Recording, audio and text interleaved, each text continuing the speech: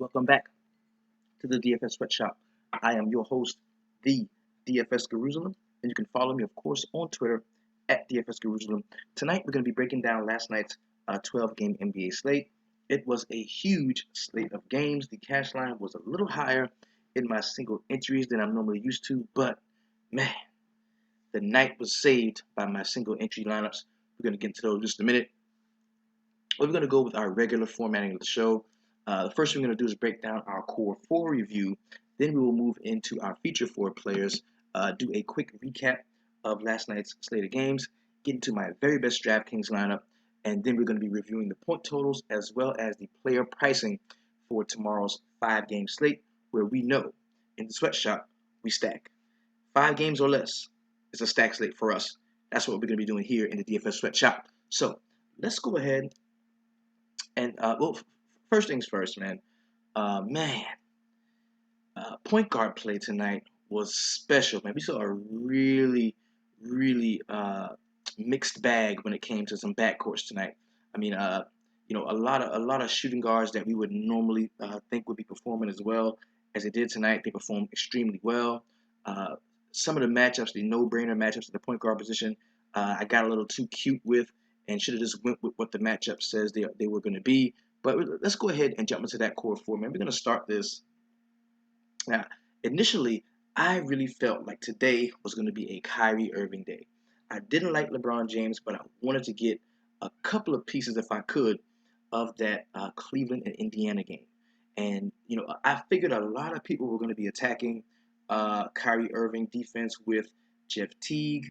I figured he would be at higher ownership, and I was all over him. I loved Jeff Teague, but when it broke that we weren't going to see Iman Shumpert and we were going to see DeAndre Liggins, who is probably the best on-ball defender that the Cleveland Cavaliers have, I said, well, maybe he can slow down Teague just enough. We know Kyrie won't be playing defense on him. He can focus on an offensive game. I knew Kyrie was going to be a lot less owned. So that's who I went with in the core four. We're talking Kyrie Irving at 7.7K, 11% in ownership, had 42 DraftKings points. Not a horrible showing from him, but if I'm paying 6K more than a guy who I knew was already in a good spot, I really thought this could be one of those 60-point Kyrie Irving games. And being a tournament player, man, I'm going to take those types of chances. That's just the way I play. So Kyrie Irving brought back 42 DraftKings points at 7.7K, 11% in ownership, as low as 7% in some of the other GPPs that I was in. Next guy we're going to talk about is Mike Conley, a guy that I really liked. We know recently the Phoenix Suns have been giving it up to the point guard position, and I felt like that is a trend that would continue, but it proved to be wrong on my part because Mike Conley at 7.5K, 14% ownership, went out and brought back 34.5 DraftKings points. Not a snowflake, but not the production that I looked to have when I sent those guys out there. The next guy I want to talk about is going to be Gary Harris. Now, Gary Harris was my head scratcher play. He was the guy that you're like, yo, why are you playing this guy? Why are you not going Will Barton? But I just love the spot that Gary Harris was in. He definitely had the shots and the opportunities to have a monster game. Did not shoot well at 4.9K, 8% ownership, so he was in position to separate us. He didn't snowflake either, but he only went out and got 22.25 DraftKings points. Not at all what I expected when I added him to the core four. The last play was initially supposed to be Kevin Durant, but when we got the news that we probably weren't going to see, we knew we weren't going to see Jimmy Butler. We knew about that before lock. I still was on Durant. I still liked him. But then news broke later that we might not be seeing Dwayne Wade. So then I let everybody know, hey, if you feel uncomfortable, go ahead and pivot from Durant. You can either pay down to somebody else you like, but I would suggest you going with Karl Anthony Towns if you're not running Durant. They're about $100 DK dollars difference. Durant being 9.7K and Karl Anthony Towns being 9.8K. It may not be that hard for you to get to him. And I'm gonna tell you, that's something that fucked me up. You would never know how much 100 DK dollars can alter your entire lineup. Man, it really did. It really did. But Karl Anthony Towns at 9.8K, 22% ownership in the single entry GPPs I was in, went out and brought back 55 DraftKings points. That was a really nice showing from him. Now, in theory, this core at 5x value should have brought back 149.5 DraftKings points, but at the desired 6x value point, it would have been 179.4 DraftKings points. Well, this core brought back 153.75 DraftKings points, below par, or not par. Par is 5x, but this was just not what I wanted. It was 5.1x. I was really shooting for 6x. Could have had a much better showing for the core 4, and the guys in the single entry GPPs are getting much sharper.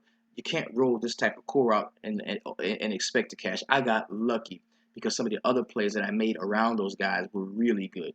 So this core 4, man, next time we're gonna shoot for a much better core.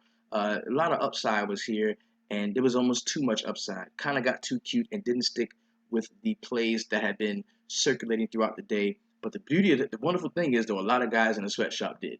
This was just my core 4. This is what I rolled with. If you used it, you probably had to do some of the heavy lifting, but that's just what it was. Still had a profitable night because I made some really, really good plays around this core of plays that enabled me to hit the cash line running. Next plays we're going to talk about are the feature 4 plays of the night. These are the 4 most talked about, tweeted about guys in the DFS sweatshop and the Facebook VIPs, as well as on Twitter and on the desktop chat. We're going to jump into the Who Dat, scoring all the points over there play of the night.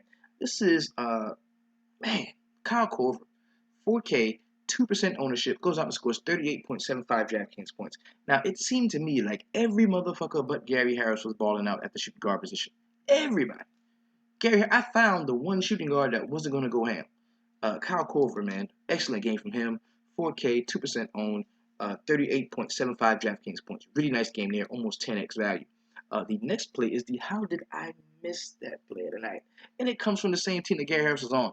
I felt everybody was going to be on Will Barton, so I was like, nah, I'm going to go Gary Harris to be cute and be different, and that just was not the right move. Will Barton, man, 5.8K, 17% ownership, so a lot of you guys were sharper and smarter than me in that aspect. Went out and brought back 45.75 DraftKings points. That was an excellent showing from him. Really, really nice game we saw from Will Barton, and we knew that he was going to be benefiting from that injury to Danilo Gallinari. He will be seeing starters minutes, and he did not disappoint, man. This is a guy last year. I was dying for this guy to see the court last year. Kind of lost sight of that tonight, and it really, really, really came back to bite me in a lot of spots. But next play we're going to talk about is the heat check play tonight. And this is a guy, I ran out 10 lineups tonight, and I had this guy in one lineup. It was my single entry lineup. And the only reason why I had him in my single entry lineup is because I knew the ownership was going to be very high, and I was afraid that he would go off and I wouldn't have him. And this dude went out and fucking balled. He didn't score the most DraftKings points. He didn't have the highest salary. But today, above everybody else, this dude was the best player on the court today. And we're talking about Dennis Schroeder at 6K, 32% ownership in the GPPs I was in. Went out and scored 51.75 DraftKings points. And that's why tonight you, Dennis Schroeder, salute. You are tonight's heat check player of the night. Now, we've arrived at a point in the show where we have to uncover that one motherfucker. The one snowflake ass motherfucker. And it's funny because he came up in a lot of models from some of the other sites. Early today, he was all I was seeing. Oh, you got to get this guy. You got to get this guy. 6.7K. Got to get this guy. And a great matchup against Kyle Lowry. Blah, blah, blah, blah. And this dude went out and snowflaked the fuck out of us, man. A horrible night we saw for you, Ravishing Rubio. Tonight, you's a motherfucking snowflake with your old snowflake ass. And I ain't going to roster your ass again tonight.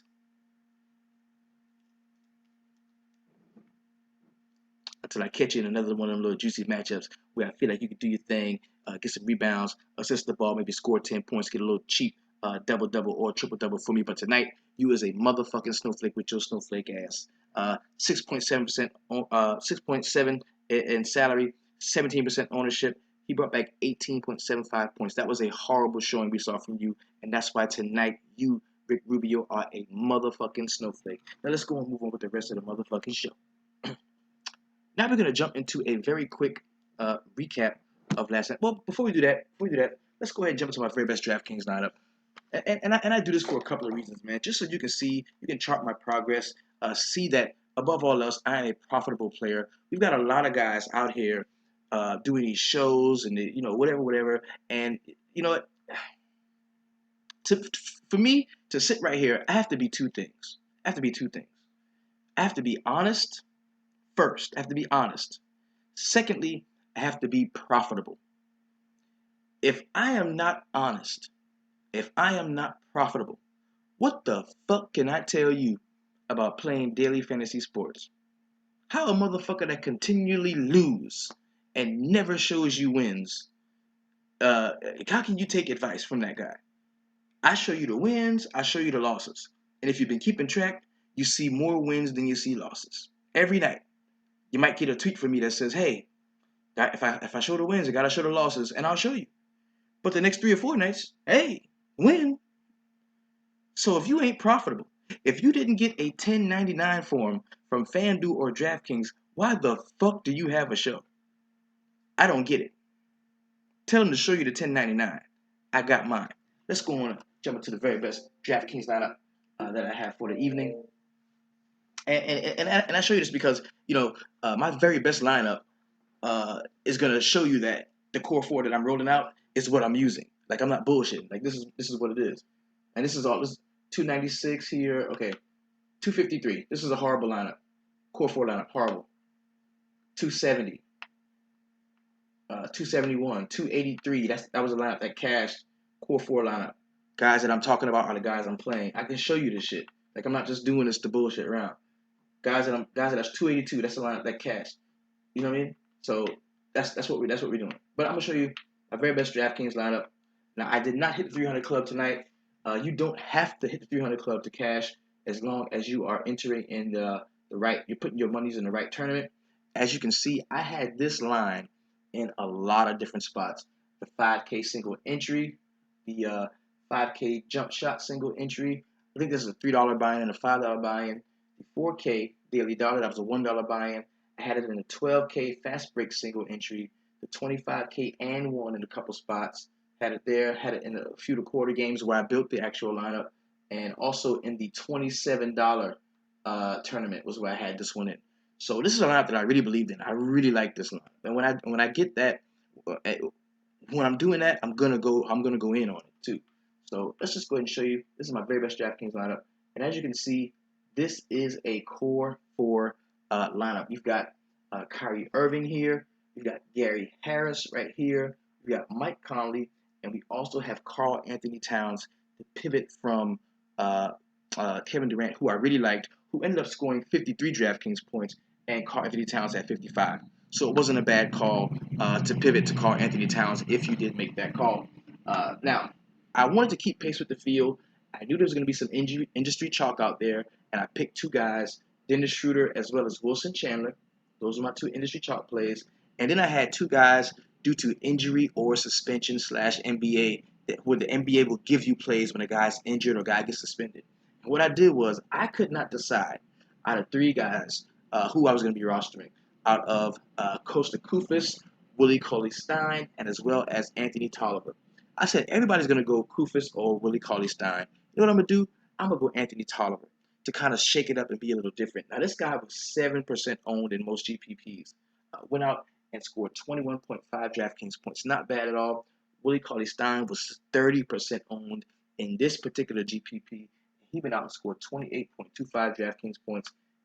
This lineup, 296.25 DraftKings points, and really saved my night. There was a time in the night when I was like, damn, I hope I get my buy-in back.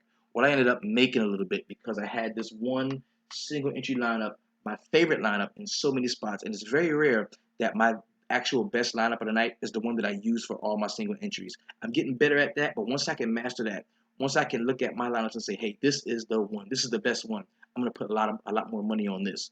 That's when you really see nice returns on your investment. So let's go ahead and get the logo back popping as we jump into the recap of last night's games. It's 12 games. We're going to try to get through it very quickly. This is something that I must do. I would not feel right moving forward with you onto the next slate until I offer you at least the opportunity to recap and have some of the same information that I have swirling around in my head because, quite frankly, I watch every NBA game. every game. I watch every game without exception. So either well, I have League Pass, and if you don't have League Pass, man, I think there's other ways you might be able to watch some games like Reddit. But I ain't saying that. I don't know. I mean, if you can go to Reddit if you want to and watch games for free, but I didn't say that. So you can. I don't know. You might want to do that. You might not. It's illegal. Don't do it. Don't go to Reddit and watch games for free. Don't do it. Okay. So let's go ahead and jump into the recap of last night's game. We're going to start in Philadelphia where the 76ers were playing host to the San Antonio Spurs. This game was not the blowout that we thought it might be. Starting on the San Antonio Spurs side, saw a really nice game from Kawhi Leonard, somebody who we talked about a little bit in the midday mix. Didn't think the ownership would be high on him. Thought the ownership would be higher on him than it was. 36 minutes, he had 32 points, 6 boards, 5 assists. Also shot 50% from the field and 3 of 7 from 3-point. Also stepped to the line and hit 11 of 11 free throws. Really good game we saw from Kawhi Leonard at that 8.3K price point. LaMarcus Aldridge, 15 and 10. Not a great game from him, but it was usable. He also had 2 blocks, shot 50% from the field. Pretty decent game there. Dwayne Dedmon was probably the best value play from this game. In 26 minutes, he had 10 and 11 to go with 3 assists and 1 block while shooting 80% from the field. Only took 5 shots, but that was enough. That was more than enough. Danny Green had 11 and 3 to go with 2 steals and 1 block in his 24 minutes. And Tony Parker chipped in 18 points to go with a rebound, 5 assists. Really good game there from him. On the Philadelphia 76ers side, Ersan Ilyasova was probably a favorite of mine going into this game, but I did fade it. I had actually, I had TJ McConnell. It was the only guy I had in this game, period. And we're talking about, I also had Kawhi in one lineup that did not cash. We're talking about Robert Covington, 18 and 6 to go with 1 assist and 2 steals while shooting 42% from the field. Not great there, but a decent game. Ersan Ilyasova, 27 minutes. He had 11 points, 2 rebounds, and 3 assists to go with 1 steal. And we saw a nice game from Jahlil Okafor. He led the team in scoring. Had 20 points, 8 rebounds, and 2 blocks, shooting 50% from the field. Got to the line 11 times and converted 10 of those tries into points. Dario Saric also had 20 points with 1 rebound, 3 assists, while shooting 72% from the field and 4 of 5 from behind the arc. Pretty decent game we saw there. TJ McConnell was a player that I kind of liked all day long. Thought he was in a good spot. But he only finished with 6 points, 1 rebound, 5 assists, and 3 steals while shooting 3 of 10 from the field in 31 minutes. Not a great game there for him. The next game I'm going to talk about is the Indiana Pacers at home playing host to the Cleveland Cavaliers. Didn't see a great game from any of the Cavs, actually. I mean, nobody really lit it up from the starters, man. We saw LeBron James score 25 points, 6 rebounds, 9 assists, 1 steal, 1 block, shooting 56% from the field in 38 minutes. Kevin Love double-doubled, a small one in his 34 minutes. He had 14 and 10 with 2 assists, 1 steal, and 1 block.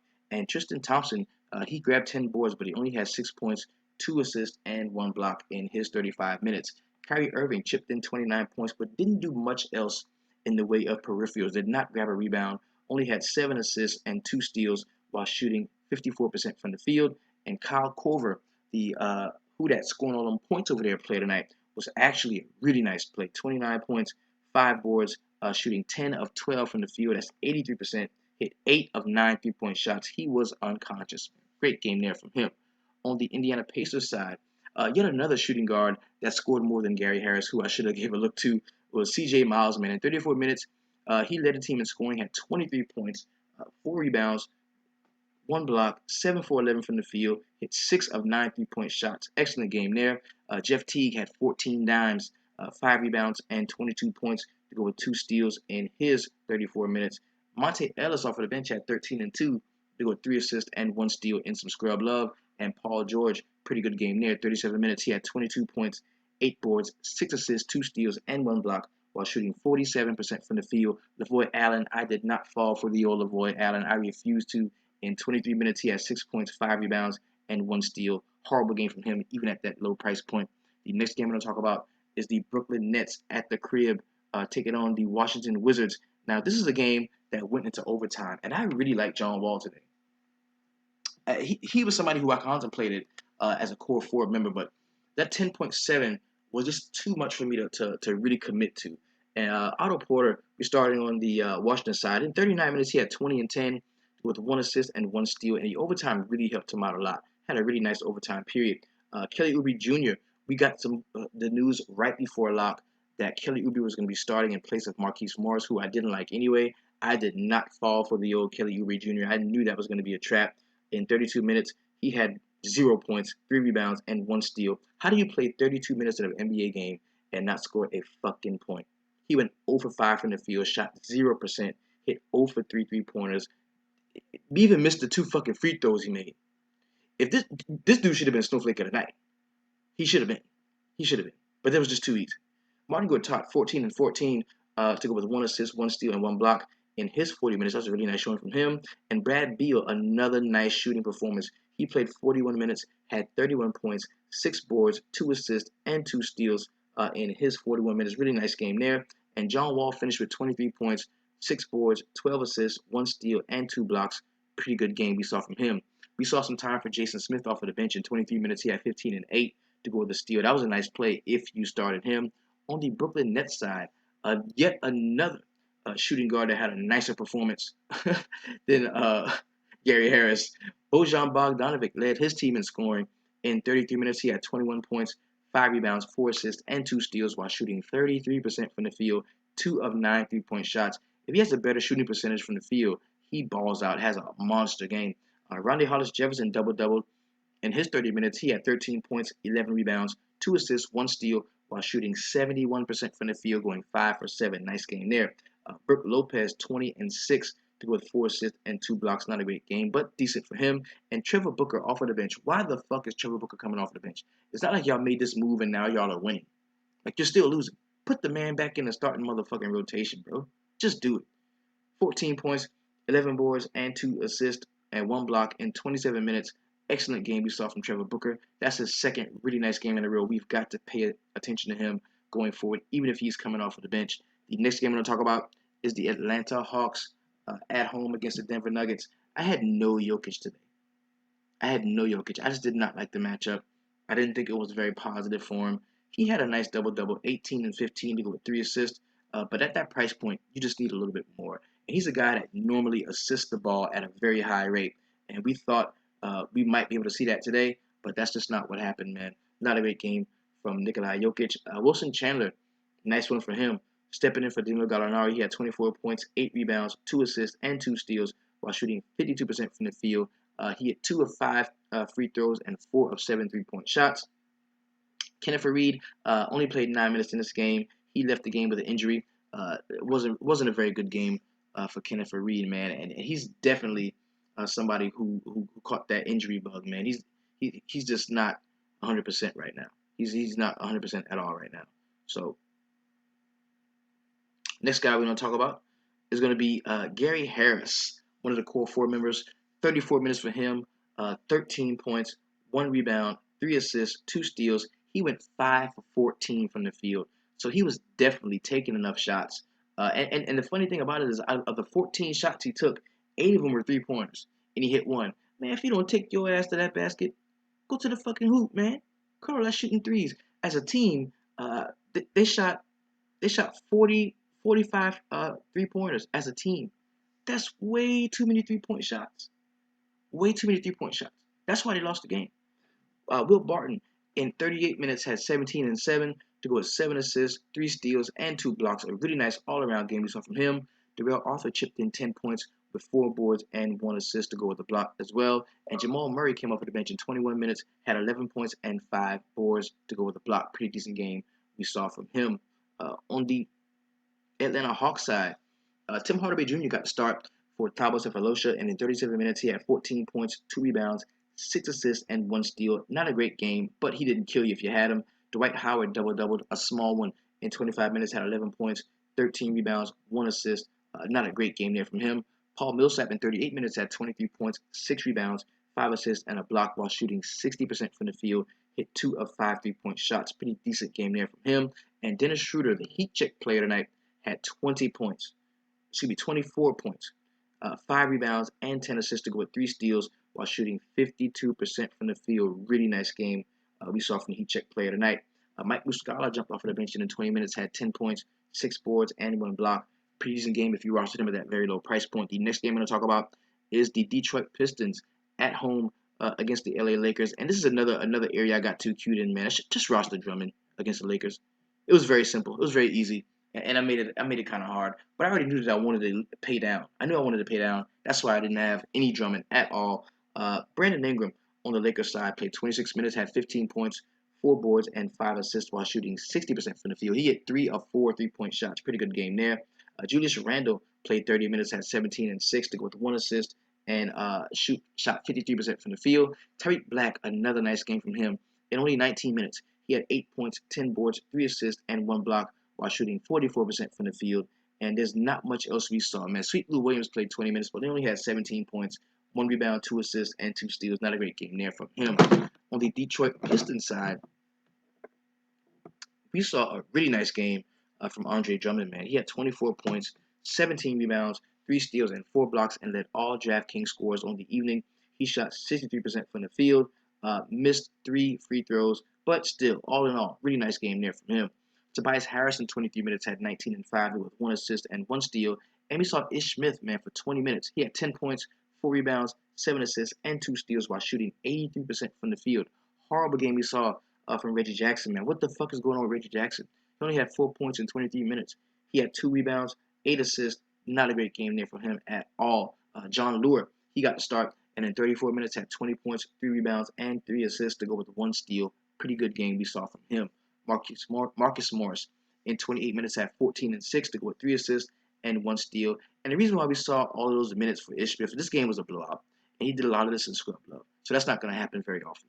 Next game we're going to talk about is the Milwaukee Bucks getting blown out at the crib by the Miami Heat.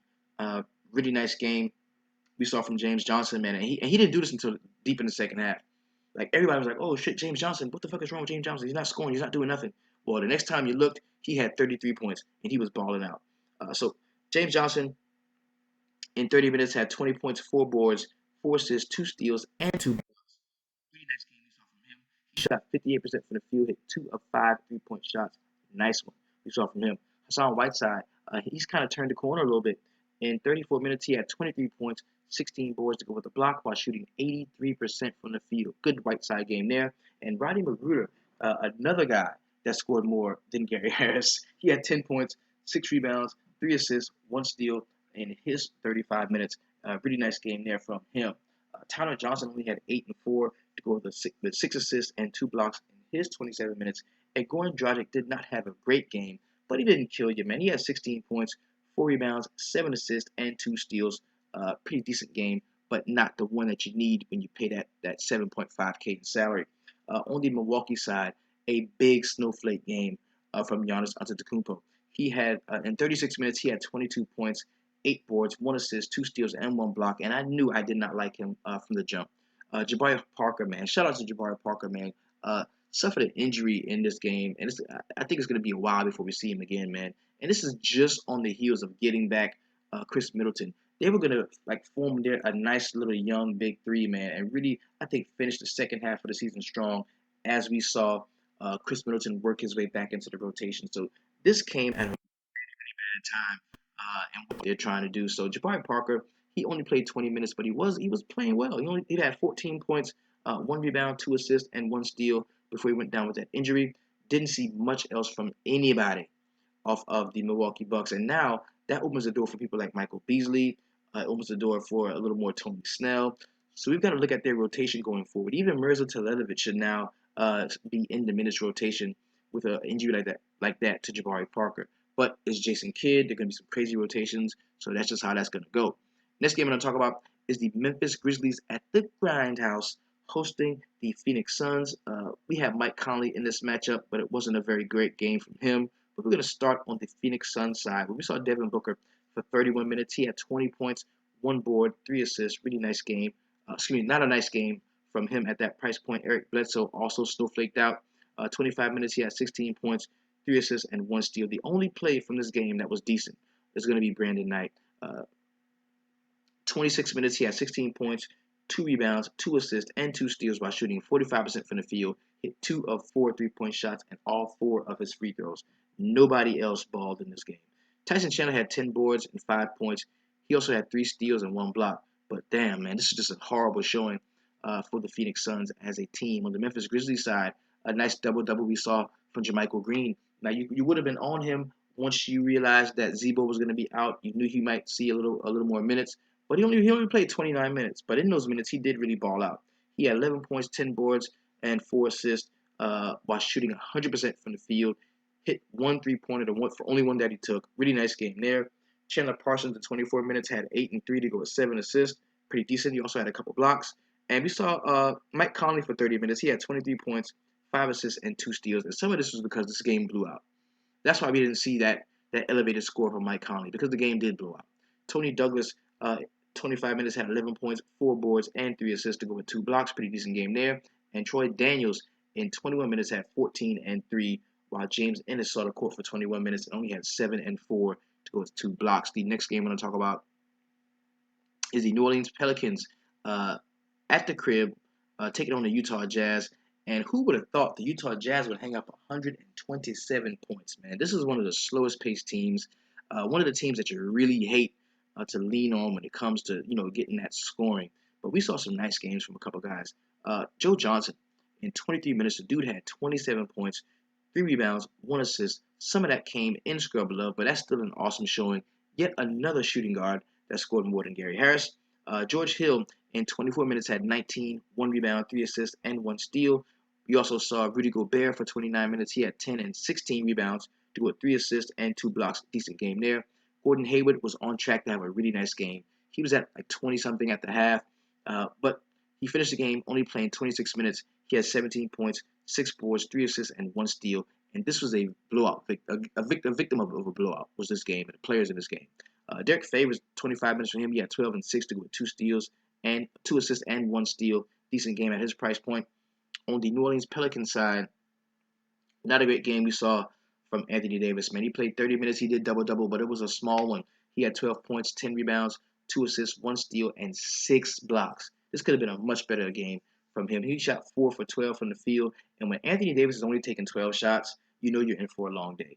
Drew Holiday in 30 minutes had 15 and 6 to go with 2 assists and 1 steal, and he only took 12 shots, went 7 of 12 from the field. So when these two guys, their primary scorers, aren't shooting the ball as much as they usually do, that's when you know you're in for a long day. But Terrence Jones took 16 shots. He hit 9 of them, had 21 points, 8 rebounds, 1 assist, and 1 steal. Decent game there from Terrence Jones. We saw Etuan Moore for 19 minutes. He had 13 and 2 assists. Not a great game there from him. And Tim Frazier, there was a sighting of him. Of course, it was in scrub love. He had 11 points, 3 rebounds, 4 assists, while shooting 25% from the field. Not a great game shooting for him. Next team we're going to talk about the Minnesota Timberwolves at home against the Toronto Raptors. This is probably the most entertaining game of the evening, and we saw some really nice performances on both sides of the ball. We're going to start with DeMarre Carroll, 19 and 9. He played 34 minutes, had 2 assists as well, shot 7 for 9 from the field for 77%, hit all 5 3-point shots. Really nice game we saw from DeMarre Carroll. Jonas Valanciunas, in his 26 minutes, snowflaked out. He had 16 and 5 with 1 assist. Not a great game there.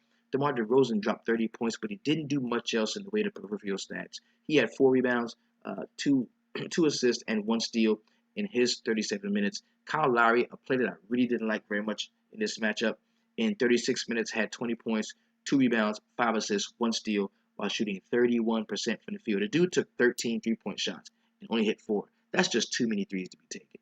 That's just too many. That's obscene. On the Minnesota side, big scoring game we saw from Andrew Wiggins in 37 minutes. He had 31 points. He had 5 boards, 6 assists, 2 steals, and 1 block. Really nice game here, shooting 57% from the field. Gorgie Jang almost double-doubled. In 31 minutes, he had 11 and 9 with 1 assist and 1 steal. Good game there. And Karl Anthony Towns, a core 4 member in 36 minutes, had 29 points, 14 rebounds, 1 assist, 1 steals, and 2 blocks. And there was a point in this game where he just took over the fucking game. Him and Andrew Wiggins just took over the fucking game. It was like, we're going to win. Shabazz Muhammad was a nice player off of the bench. In 25 minutes, he had 22 points, 2 rebounds, and 2 assists. Tyus Jones, garbage, didn't do anything. Ricky Rubio, 5 points, 1 rebound, 7 assists, and 1 steal. And that is why you are tonight's snowflake of the night. Snowflake-ass motherfucker. Next game I'm going to talk about my New York Knicks defending Madison Square Garden.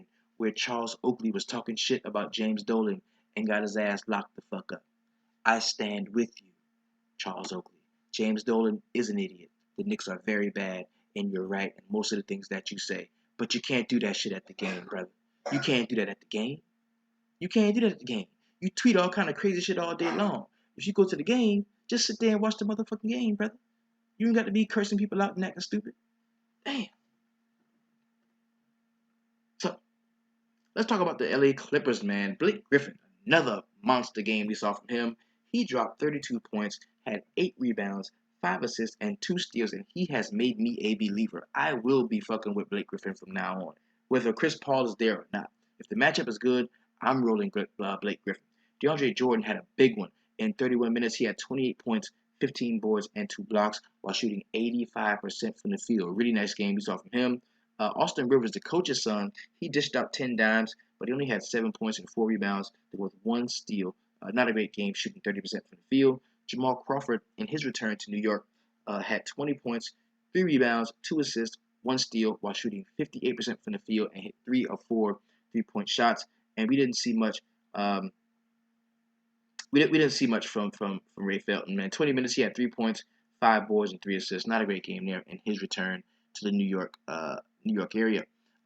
On the Knicks side of the ball, nice game we saw from Carmelo Anthony. In 31 minutes, he had 28 points, 9 boards, 1 assist, and 1 steal to go with 2 blocks.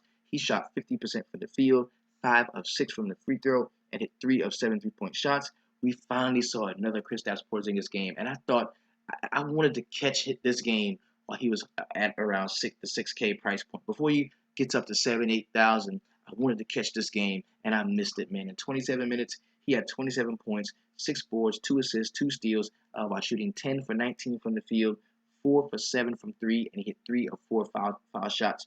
Kyle O'Quinn, how the fuck do we ever know when any of these dudes are going to play well?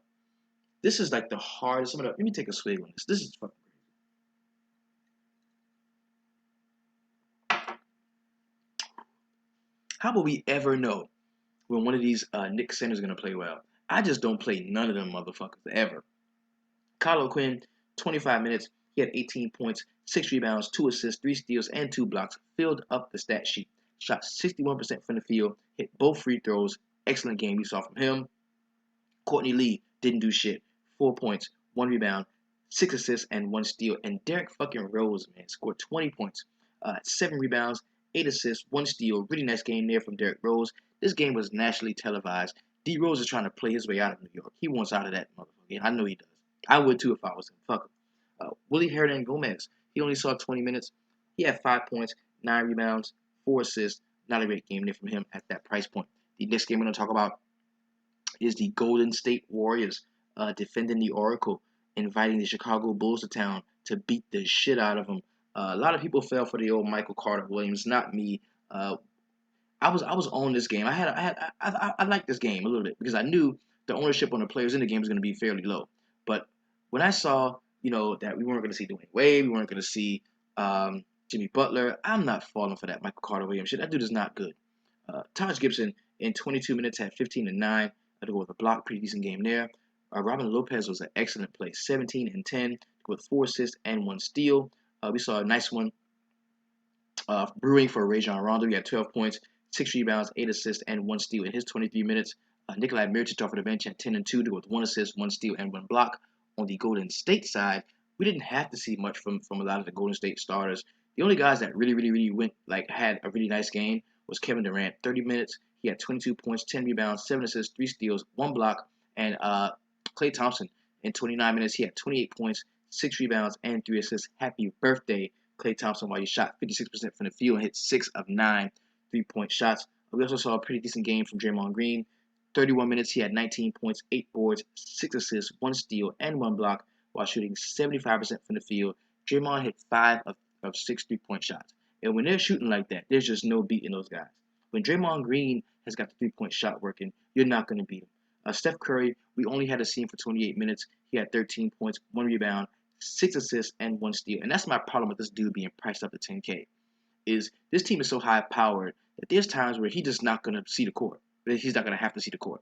So that's just my issue with him being priced up so high. The last game on the slate, the late night hammer game, which actually proved to be a late night hammer for me, as I had a couple of guys rostered in my single entries from the Sacramento Kings side. We're gonna start with Boston, where Jay Crowder stank up the fucking joint. In 32 minutes, he had 4 points, 2 boards, and 2 assists to go with 2 blocks. Horrible game there from him. Did not hit a field goal the entire game. He hit 4 free throws, had 4 points. That was it. Horrible game from him. Amir Johnson, 14 and 5 to go with 1 assist and 3 steals. He hit 2 of 2 3-point shots. Al Horford, horrible game in 31 minutes. He had 10 and 6 to go with 1 assist, 1 steal, and 1 block. And Jaylen Brown chipped in 6 and 3 to go with 1 steal. Not a great game there. Isaiah Thomas had 26 real life points. He had 4 rebounds, 7 assists, while shooting 37% from the field. Hit 4 of 11 threes. Not a great game there from him. Marcus Smart off of the bench had 10 and 3 to go with 2 assists and 1 steal. Now initially I was like, yo, I don't like Isaiah Thomas because this game probably could blow out. This game's gonna be over well in hand. And I know before that I was saying, well, you got to be careful because you never know when you take a distraction like Boogie off of the court and guys just get out there and center themselves around playing basketball. You never know what can happen, and that's what happened tonight. It was either one of those two extremes was what I thought was going to be going on, and that's what happened a lot tonight. On the Sacramento side, my man, he hit the chicks, but he hit some shots tonight too. We talked, boy, listen, he hit some shots tonight. Uh, we're talking about Darren Carlson. Now, he definitely benefited from the Ty Lawson injury. Lawson only got to play 13 minutes tonight, finished with 6 points, 2 rebounds, 4 assists, 1 steal, and he was cooking. I mean, he was cooking Isaiah. But when he went out the game, that's when you saw Ben McLemore come in and chip in 17 points, 2 rebounds, 1 assist, shooting 58% from the field. You saw Darren Carlson go ham. 37 minutes, he had 26 points, 1 rebound, 5 assists, 4 steals. Great game from him. And you also saw probably the worst basketball player I've ever seen in my life. This dude is legit the shittiest player I've ever had the misfortune of watching play the game of basketball. And I'm talking about Aaron Aflalo. This dude fucking sucks. And I know him well because he used to play for my Knicks. And he always shat the bed, destroyed any chance we had of winning games. This is the worst player in the NBA, in my opinion. Aaron Aflalo, 33 minutes. He had 9 points, 3 rebounds, 3 assists, 1 steal, shooting 3 for 9 from the field for 33%. Did not hit a 3-point shot. He took 2 of them. This is just one of the worst basketball players I've ever fucking seen. Man, this dude takes the most untimely 3-point shots. It was so weird because they were up like 11, and one trip down the court, Collison can just run and kind of try to go to the basket and maybe score, but he pulls it out. So now the team is like, yo, we're slowing it down. We're not rushing it. We're up 11. This is the Celtics. They can shoot the ball really well. We're just going to hold the ball and just bullshit around, try to score the last 4 or 5 seconds of each 24-second possession. This dude comes down. I'm talking about 18 seconds left on the shot clock. He's chucking up threes. Bro, stop. You're up 11. And they finally sat his fucking ass down, put Tolliver back in the game, and got me to my motherfucking money. Thank you for recognizing how shitty Aaron Aflalo is. Rant over. Anthony Tolliver, 37 minutes. He had 11 points, 4 boards, and 3 steals. Really nice game from him. Costa Kufis, man, he's another one that kind of saved me too because once Carly Stein really started playing well in the fourth quarter, they just let Costa Kufis sit on the bench, and a lot of people had him. He was like 30% owned in the GPPs I was in, and if he stayed in the game, I was definitely not gonna win my buy-in back or make any money. Matt Barnes in 30 minutes had 14 and 11 with 4 assists and 1 steal. Really nice game from him. And Willie Cauley Stein, 14 and 5 with 4 assists and 1 block. Shooting 62% from the field in his 23 minutes. Pretty good game there. Now that we've recapped last night's slate, let's go ahead and jump into a quick player pricing preview as we hop into tomorrow's 5-game stack slate. And we do this so that we can kind of X guys out. We can say, hey man, I am playing this guy, or hey, I'm not fucking with this dude. That's why we do this. So let's go ahead and pull it up. Remember, tomorrow is only a 5-game slate. So if you are not the type that likes to play on the smaller slates, and you want to take a day off this week, this would be a prime example day to do that. As you can see, we've got 5 games on the slate. Kicks off at 7 p.m. There's a very good chance I might make my way down to Charlotte tomorrow to watch Kimba at home go up against James Harden, another player that I really love to watch play. We've got a 2-game, 8 o'clock turbo slate as well as a 2-game 8:30 slate. You know what I'm gonna say next? Make a lineup in each of these. Throw the bitches in the main. Let's just see what it does. I promise you, you won't be disappointed. So we're gonna open this up, check out some player pricing. Now we already know that if the Cavs play tomorrow, they do. They play Oklahoma City Thunder tomorrow. So we already know that we're not going to be seeing uh, any of the Cleveland Cavaliers tomorrow. And you can do with that what you want. The last time that happened, everybody was so quick to go out and roster a bunch of no-name Cavs players, and it sucked for all of them. It just did. It was horrible. So as you can see, we've got Russell Westbrook being the highest salaried player on tomorrow's slate. He is at 12.7K, and normally on a 6, 7, 8 game slate, I'm looking at him like, fuck no, there's no way I'm going to roster you at that price. But uh, there's not too much to work with. It's a 5-game slate. We're going to be stacking, and if you want to stack Oklahoma City Thunder, that's a really good place to start, especially in a pace and total that he can provide for you. James Harden at 12.3. He's definitely in play at the Beehive. I kind of like him. I like a Houston stack in some spots. We know LeBron James is going to be out. Isaiah Thomas going to Portland to the Motor Center. 10K still a price on him.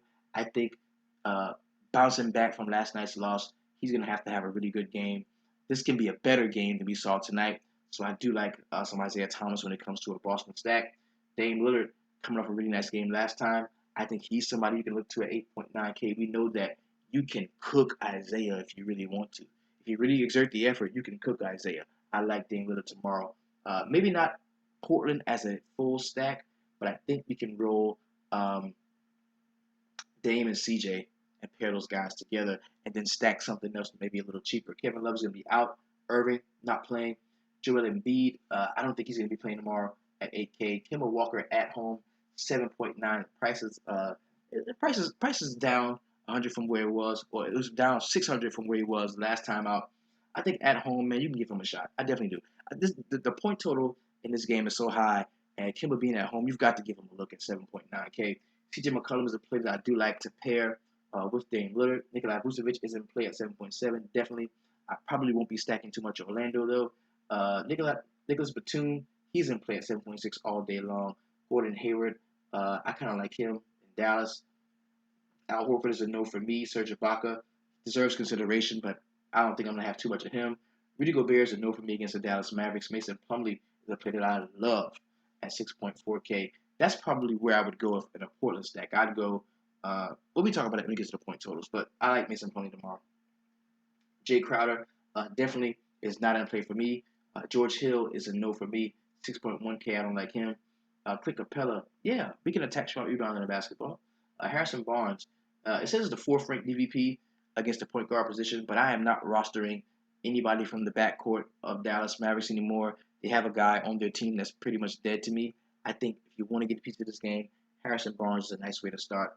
Vic Oladipo, yes. Evan Fournier is in play. Steven Adams, yes, yeah, you got like Steven Adams tomorrow. Alfred Payton is not in play for me at 5.7. I don't want any Alfred Payton. I like Trevor Ariza tomorrow. Frank Kaminsky. If we don't see Cody Zeller, we can look to him. Ersan Ilyasova, I like him at 5.6. Marcus Smart is a yes at 5.5. Robert Covington. See with this Marcus Smart play, when they moved him back to the bench, and started playing Jaylen Brown, what the fuck is the point of that? Why not play him in the starting lineup for Avery Bradley? He was balling out, and they were winning. I don't get it. Robert Covington, 5.4. He is in play for me. Wesley Matthews is a no for me. Avery Bradley is out, of course. Patrick Beverly is a no for me. Al-Farouq Aminu is a player that I kind of like at 5.3. MKG, he is in play at 5.2. Should see a ton of defensive usage in that game. Nerlens Noel is a no. Eric Gordon, yes, at 5.1. Marvin Williams is not a player that I really like tomorrow. Yogi Ferrell, no. I'm not playing them motherfuckers no more. No. Dirk Nowitzki, no. Derek Favors, yeah, he's in play at 5K. I like him. Tristan Thompson's a play we can look to tomorrow if we're going to roster somebody from the Cleveland side. Ryan Anderson, no. I'm not Ryan Anderson. Steph Curry, dead. Lobra, dead. I'm good. Cody Zeller, if he plays, I kind of like him. Aaron Gordon is a no for me. He's probably not going to play anyway. Darren Williams is doubtful for tomorrow's game. Probably will not play. T.J. McConnell is a player that I'm not interested in. Evan Turner is out. Should be out 4 to 6 weeks. Chilo Okafor, if he does get the start, I kind of do like him at 4.4K. Devin Harris is a no for me. Alan Crabb, yes, at 4.2. We can look to him in some spots when we need that salary relief.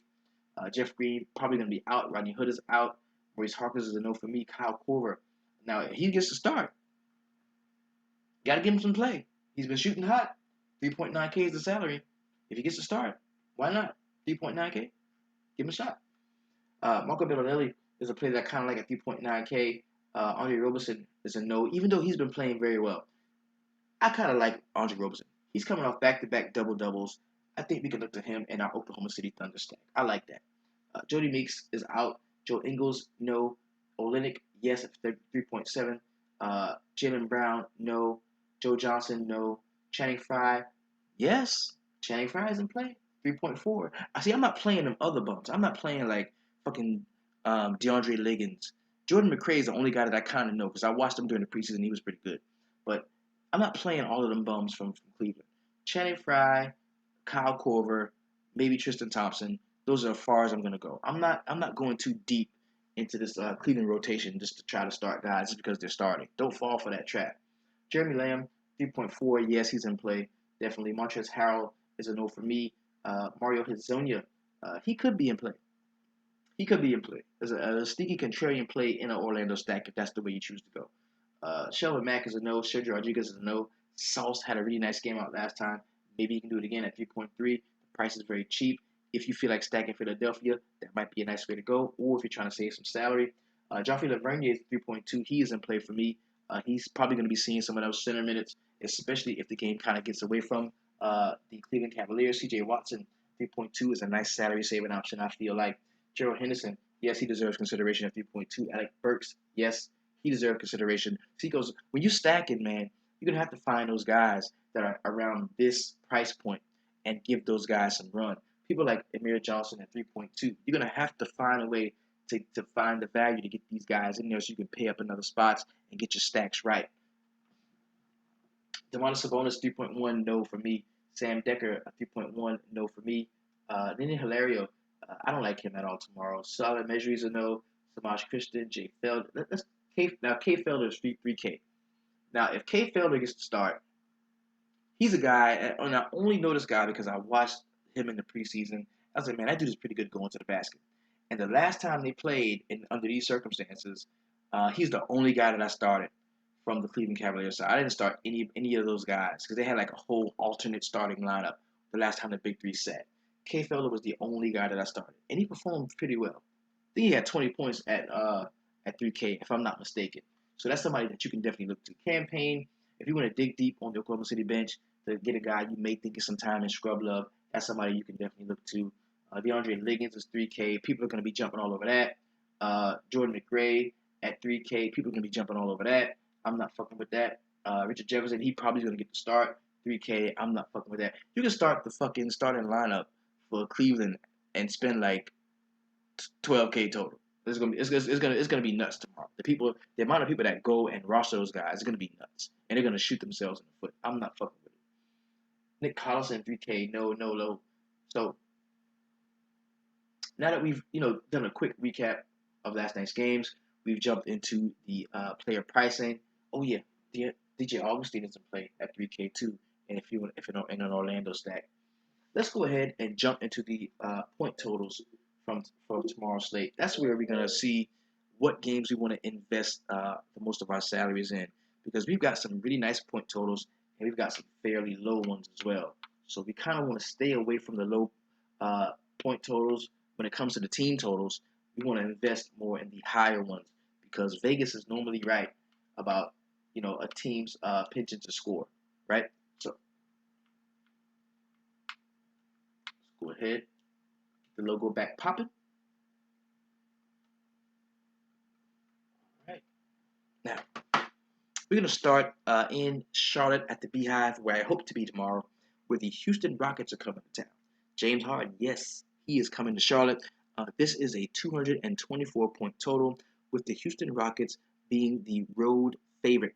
they're coming in and they're giving up 4.5 points to the Charlotte Hornets. This team plays well at home. This is a very good team at home. They're a very scrappy team. They fight hard for every loose ball.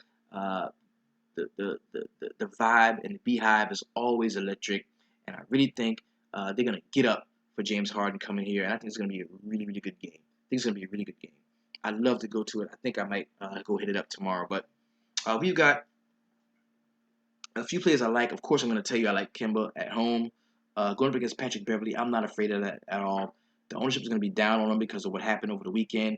At 8.5K, he did not return anywhere close to value. I think at 7.9K, he has a really good shot at doing that. And I've never seen Kemba have two shitty games back to back at home. So I'm definitely going to be rolling with Kemba tomorrow. Nick Batum, of course, he is in play. I like him at his price point. Marvin Williams does not really stand out to me as a player that I'm going to have in my lineups.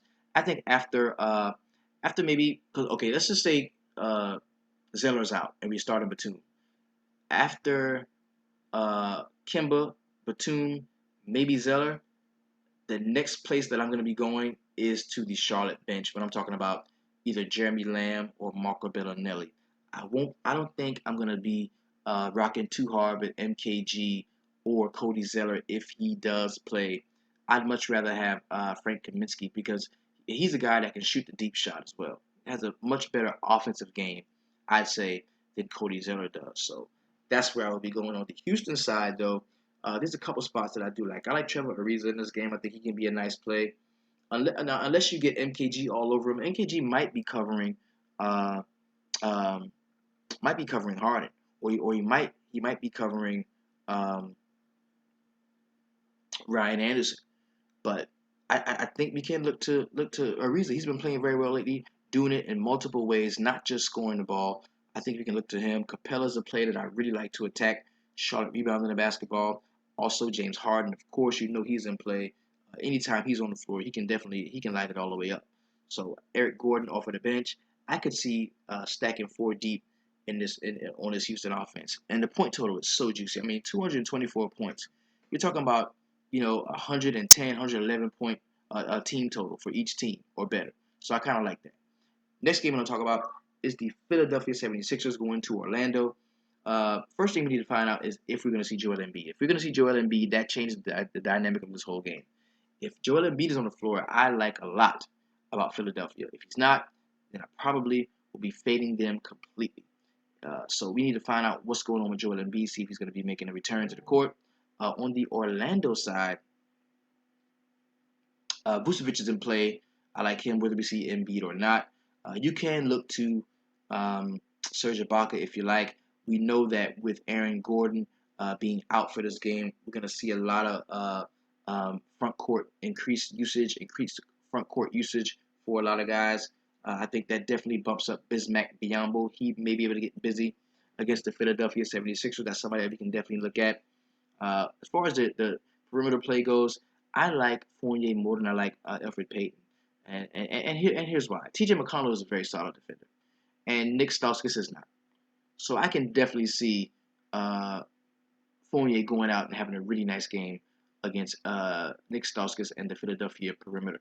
Also, on the back to the Philadelphia side, you've got to give a look to Gerald Henderson. He's always he's a solid veteran guy, and if he needs to be in the starting rotation. But if he's not starting and we see Sauce tomorrow again starting, then just give me Fournier and you can pack the rest of that shit up. The next game we're going to talk about is the Oklahoma City Thunder at home against the Cleveland Cavaliers. Man,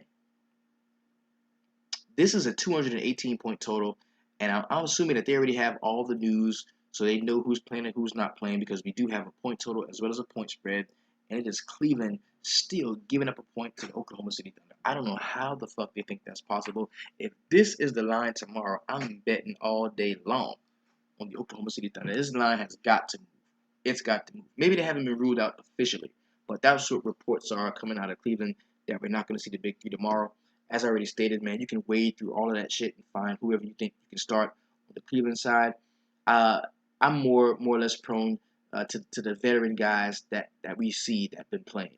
Guys like Channing Frye, guys like Kyle Korver, maybe some Tristan Thompson. The only guy that I would even look at off of the Cleveland bench that's going to move maybe into some more minutes would be Kay Felder, because I've seen him play. He's really good going to the basket, and I think he's the only guy at 3K that can like return a solid investment, has upside to get you that 30-point game.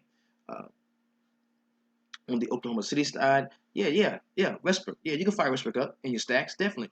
You go Westbrook, Oladipo, who's probably gonna in line for a really good game. You can also go Steven Adams, as well as off of the bench. Maybe you want to grab Joffrey Lavergne for the cheap. There's a few options in here. Like I said, Roberson, two double doubles back to back. I don't see why that doesn't continue against the Cleveland Cavaliers and no Kevin Love. So Oklahoma City Thunder is a really nice game to stack. I think it's a really nice team to stack. Next game I'm going to talk about is the Utah Jazz going to Dallas to take on the Mavericks. This is a very low point total. 192 points is the point total, and for that reason, I am completely fading this game. I hate the Dallas backcourt situation. Harrison Barnes is in a minus matchup, even though he's somebody who I kind of like. Uh, I don't like the centers in this game. Like this game just spells to me like waste. So I'm completely fading the Utah Dallas game. George Hill is not a player that I like. Gordon Hayward I don't really like him. I don't like. There's so much about this game I don't like, and that's why I'm going to be fading it. The last game on the slate, the late night hammer game, is going to be the Boston Celtics going to Portland to take on the Trailblazers at the Moda Center. This is a 220.5 point total, so we're going to see a lot of people invest their salaries in the Houston Charlotte game as well as the Boston Portland game, and most people are not going to want to really pay up for cats in Oklahoma City thinking the game is going to be a blowout. But we know Oklahoma City is a bad team too. This is not a good team. They just have a really great player. So back to the Portland game. If you want to, go with maybe a McCollum Dame McCullum Dame Plumlee stack, I don't have any problem with that. I will probably have a lineup or two showing those same guys. But where you want to go from that, man, it kind of depends, because you're not going to see Evan Turner. Does that mean you get more minutes for Allen Crabbe? Does it mean you get more minutes for Al-Farouq Aminu? My vote would be Al-Farouq Aminu. So if you're going to go four deep on the Portland side, I would say McCollum, Dame, Plumlee, and Al-Farouq Aminu would be where I would go when it comes to that. Now, if you know something different and Vonleh's not starting and Ed Davis is starting, you want to get a piece of that, there's definitely ways there. On the Boston side, a lot of cats are going to be on Isaiah Thomas tomorrow. He's not going to be very hard to pay up for because you're going to get so much value in the Cleveland game and actually in the Philadelphia game as well. So you're going to see a lot of Isaiah Thomas tomorrow. The 10K is a lot, and you need him to get 60 to return value. I think he can do that. I think he can definitely do that against the Portland Trailblazers, coming off of a loss, going to the Motors, and he's going to want to perform well. So he's somebody that you can definitely look to. I also think that if you wanted to stay in the starting rotation for the Boston Celtics, you could look to Al Horford tomorrow. People are not going to want to be on him after what happened last night. Also, if you wanted to go to the bench, you can definitely take a look at Marcus Smart. I think he's going to be a really nice play tonight at that 5.5K price point. So this has been your DFS Jerusalem. Thank you so much for all of your time, your patience, your concern, being a part of the show, tuning in and day out as I drop these videos for you every day. If you would like to further support the show, there are a few ways you can do that. First thing you can do is click that box over there that says support the show. Let it take you wherever you want it to take you. Also, if you wanted to copy some DFS Sweatshop swag, you can go and visit the link in the bottom of this description to the video. That's where you can go to copy your DFS Sweatshop swag. Remember that we are doing a swag giveaway. If you tag me on Twitter with the hashtag Sweatshop swag, your highest DraftKings and or FanDuel score, but I have to see the logo. You've got to be a logo repping member of the Sweatshop. If you tag me in that, the highest DraftKings score that I see this week, the highest FanDuel score that I see this week, will win a T-shirt with the DFS Sweatshop logo there on it. Also, you can support my personal PayPal at SimmonsMaurice95 at yahoo.com. And lastly, if you really want to be a part of the DFS Sweatshop family, go to the website at www.dfssweatshop.com. That's where you will see everything we have to offer from our DVPs, our ranking, our cheat sheets, the player pools, my core four roster building strategy that is even more important than my core four. Also, you'll be welcomed into the very best DFS community on Facebook, hands down. None are better than us, hands down. You'll be welcomed in there, treated like family, and we will help you to become a profitable daily fantasy sports player. This has been your DFS Jerusalem. Hit me up on Twitter at DFS Jerusalem, and y'all have a wonderful and profitable Thursday night. But remember, all the time, keep it 300.